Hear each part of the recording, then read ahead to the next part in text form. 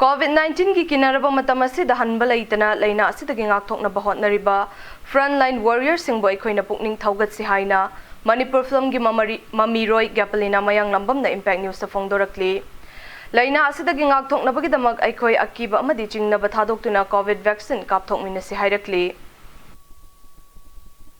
मालेम की तमथीरबा लाइना लाइचत कोविड-19 न मरम ओइदुना अखोइ मणिपुरदसु आर्टिस्टसिंग अमदि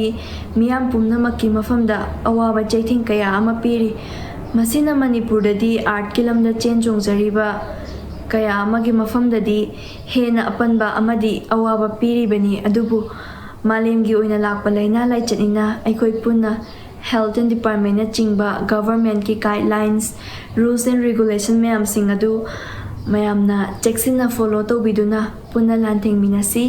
अमदि कोविड-19 की वैक्सीन असी मैमना वाखलदा चिंगनबा लेतना सुंगसोय सोयदना कापथोकपियु आई इसामा चेक्सिन हौदबा हाइबसिना मियोय कया अमगी पुंसी मांगबा याय हाइबसिमसु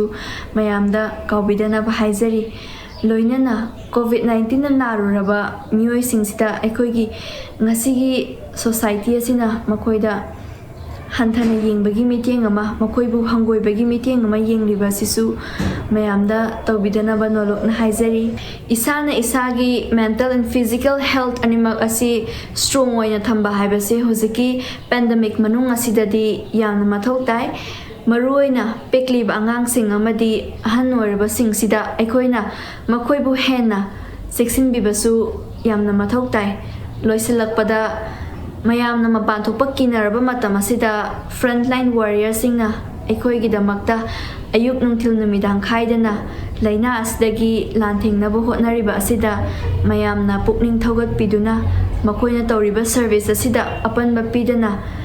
मयाम पुन्ना लैना असिबु ngakthokminasi पुन्ना लांथेंगमिनasi हाइबा वहाई असि मयांगे मफमदा थमजरी।